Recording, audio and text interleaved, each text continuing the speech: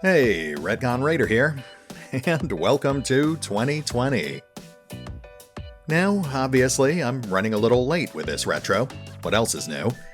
So we'll be covering 2 months this time around. First, we'll be taking a look at December, but then we'll also be taking a look at January. So, in essence, we'll actually be comparing one of the busiest months of the year with one of the slowest. After that, we'll take a look back at 2019 as a whole, just to get a better idea of how the channel's been doing in general. That said, let's bring up those numbers. First up, we've got December, which of course was a fairly solid month. Although it wasn't our busiest month of 2019, that was actually September, it was a close second. We pulled in a grand total of 650 new subscribers, 173,000 views, and roughly 28,400 hours worth of watch time. Now, I don't normally keep track of total watch time, but it's actually something that's becoming more and more relevant in these monthly analytics. YouTube's been moving in that direction for quite a while now. The old revenue format basically just rewarded the content creators for luring viewers in, but not necessarily for encouraging them to stick around and keep watching. Instead, it encouraged a lot of shorter, bite-sized videos, such as the 10 to 12 minute format that a lot of the more prolific content creators used to swear by. It also encouraged a lot of deliberate clickbait titles or thumbnails, because all that really mattered was getting you to just click on the video. Once you had done that, it didn't really matter if you stuck around to actually watch the video. These days, though, the ad revenue isn't entirely view-centric. Rather, creators are proportionately rewarded based not only on drawing a viewer in, but also for how long that viewer actually sticks around. There's a minimum threshold of watch time per viewer that needs to be met, and if the viewer doesn't meet that requirement, then the creator won't get full credit for that particular ad view. Anyway, since December was basically just Phoenix Point month, there's not much else to say about it. It was a strong month, slightly better than November, and clocked in as our second best month of 2019. Let's move on to January.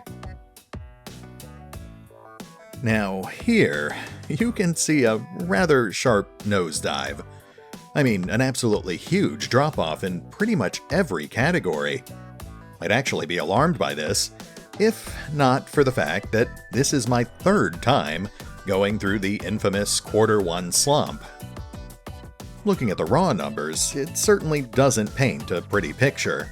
We only brought in a net total of roughly 80 new subscribers, and we only pulled in about 92,000 views, and a grand total of roughly 16,000 hours of total watch time. Honestly though, for a smaller channel, those numbers aren't really that bad. It only looks bad when you hold them up side by side with the previous stronger months. It's also important to note that, although the numbers do seem to be dropping off, this is all still net growth for the channel. In fact, while January might have been one of our slowest months in quite some time, it also marks a new milestone for the channel. As of the final week of the month, we finally hit 15,000 subscribers. Now, those of you who aren't really familiar with the way YouTube works might be wondering why there was such a drop-off from one month to the next. Well, I'm still relatively new to YouTube myself, but the general gist of it seems to be that there are actually numerous reasons why this tends to happen pretty much every year. I guess we'll start with the easy stuff. First of all, it's worth noting that Q4 is just a busier season in general. It's the holidays, your average viewer has more time and money to spare, and you've got a bunch of advertisers who are eager to take advantage of that. As a result, Google ends up pushing videos much harder than usual, especially serialized long-format content, like the kind I tend to produce. As far as they're concerned, the longer a viewer sticks around, the more of those high-value ads they'll end up watching. And while that does tend to benefit someone like me, Google gets the lion's share of all that precious ad revenue. Obviously, they gain a lot more benefit from the larger, more successful channels. But during the holiday season, even a smaller channel like mine can actually end up making them a fair amount of money. In comparison, Q1 is just a much slower sales period in general. The holidays are over, everyone's headed back to school or back to work, and most folks are trying to scrimp and save, either to make up for holiday expenses, or just in preparation for the upcoming tax season. Likewise, it's kind of a dead zone as far as hot new products are concerned. All the companies either push them out over the holidays, or they're holding them back for an upcoming summer release. With less viewers and lower value ad slots, there's just not much incentive for Google to push anything but their largest, most successful contributors. A channel like mine will get tossed by the wayside, at least for a little while, but will slowly start building up steam as we start getting closer to the much more lucrative summer release schedule. That aside, there were other reasons why our numbers took such a drastic hit as we headed into January. For one thing, like I said, December was basically Phoenix Point month. That's a game we've spent the past 2 years talking about, and it all culminated in the game's admittedly rocky release during the first week of December. Of course, I'm not going to rehash my opinion of the game here. That's what my overview is for, so feel free to go check that out if you really want to hear me go on and on about Phoenix Point.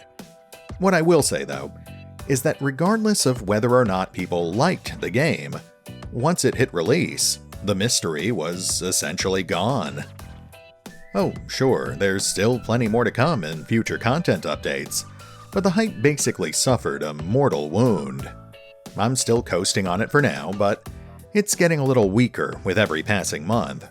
The upcoming DLC will help keep it on life support, as will the inevitable Complete Edition I'm sure we'll end up seeing next year. But eventually, the hype will be well and truly dead. At that point, I'll hopefully be done with my current series, but if for some reason I'm not, I'll have to take a step back and reevaluate my current production schedule. Now, don't get me wrong. I'm not trying to take a dig at Phoenix Point here.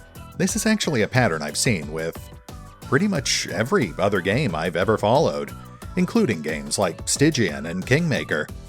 The hype is obviously at its strongest before the game actually comes out, but once they hit that launch button, it will always start to decline. In some cases, this can be a pretty sharp drop-off. A game like Stygian, for example, had a fair amount of hype immediately prior to its launch. In fact, looking at our numbers for 2019, you can actually see it was a definite contributing factor to our biggest month of the year. There's a notable spike in viewer engagement in late September, coinciding with the game's launch, as well as my own ongoing series. Unfortunately, the game's launch was particularly problematic. The game was short, buggy, and saddled with a cumbersome and flawed save system, which is a shame, because it was an intriguing and well-written game.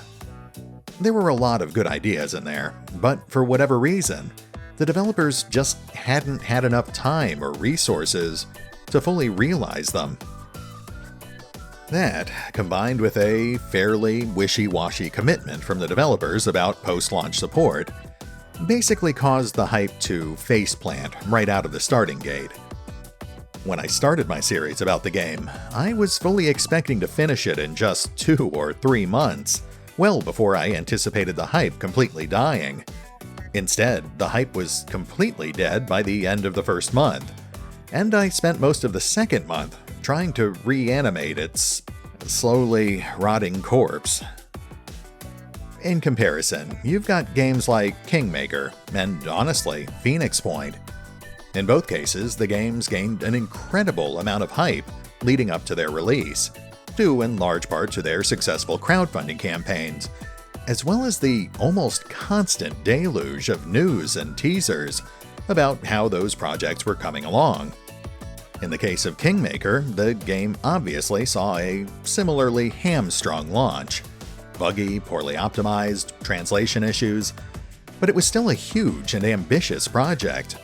Even as flawed as it was, a lot of players could see the potential in it, and it helped that the developers seemed committed to rolling out a series of improvements and content updates on a near monthly basis.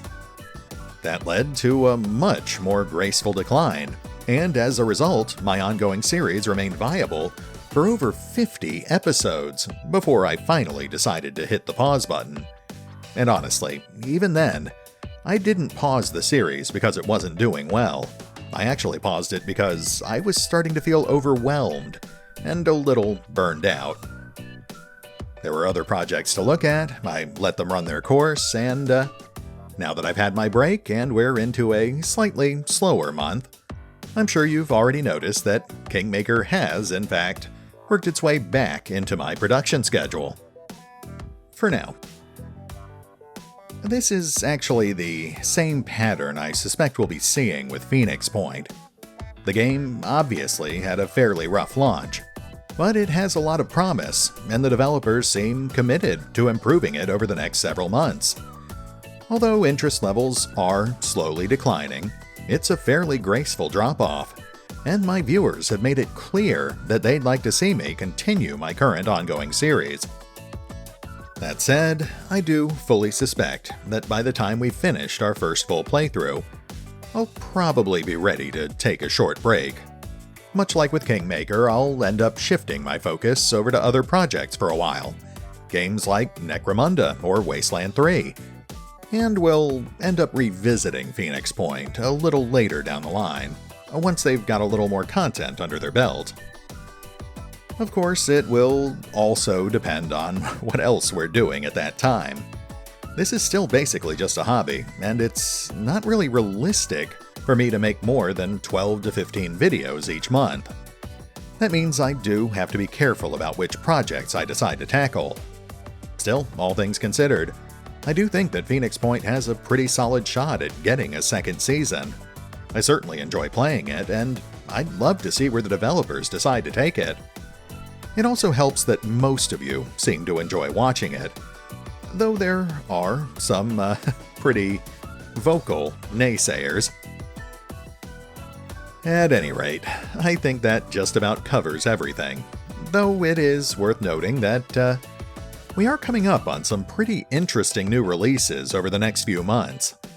I'll have to double-check the release dates, but I know we've got plenty of fairly high-profile releases slated before the end of Q2, including games like Empire of Sin, Gears Tactics, Necromunda, Wasteland 3, and a whole slew of smaller independent games.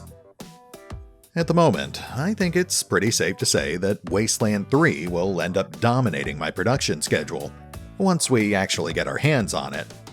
It places pretty consistently towards the top of my monthly interest charts, usually right behind Phoenix Point. And to be perfectly honest, my video about the Wasteland 3 Alpha completely destroyed every other video I made in 2019.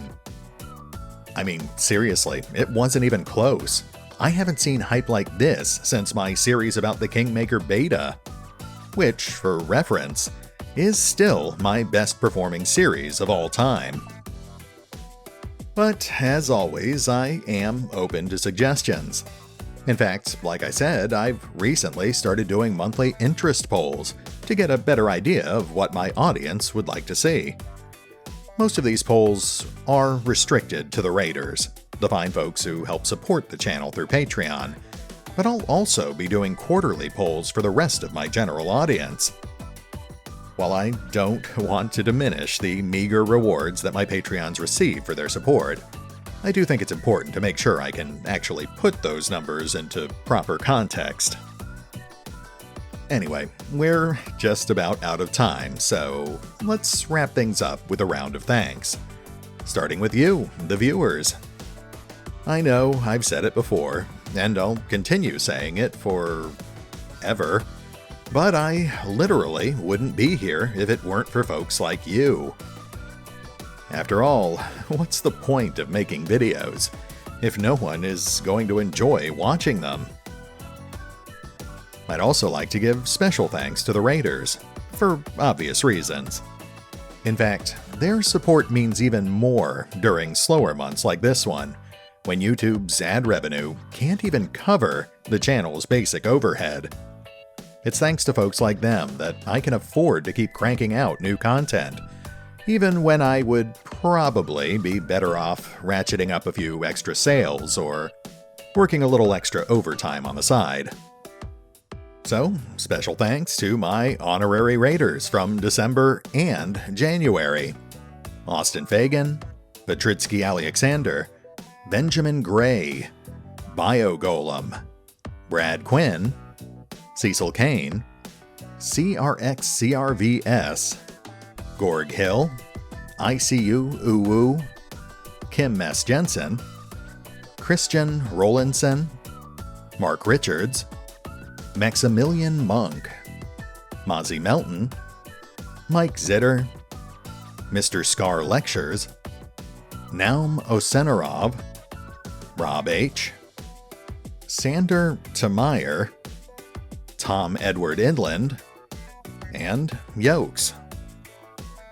And extra special thanks to my veteran Raiders from the last couple of months: O'Normal Joe, AdriRaven, Alois, Ash, Ben Hollingshead, Drakiith, Eoftar, Eric Teichmiller, Exsellsior, Forbidden One, James Trimmier, Laura and Mike, Leroy Nukenson, Matthew Holmquist, Mildly Nuclear, Nod Goblin Nico, Per Ingemar Anderson, Sir Skelibate, The Cursed Typewriter, and Woe77. Oh, special mention to Mike Spark and Valinrook, my two Raider captains, as well as Revenant, the one person crazy enough to become a Raider Lord.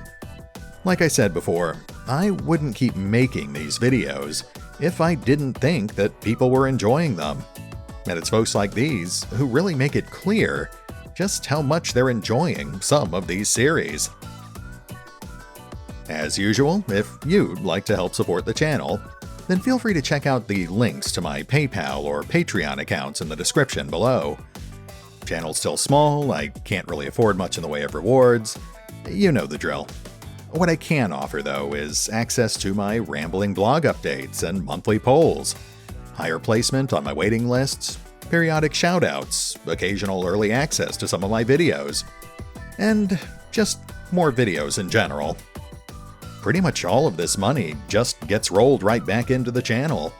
It pays for my software fees, my hardware upgrades, my new games and crowdfunding pledges, and even the snacks and energy drinks that I keep stocked in my recording area, with any leftovers usually going towards things like cat food or cleaning supplies. It may not seem like much, but your support really can make a difference. You get the idea.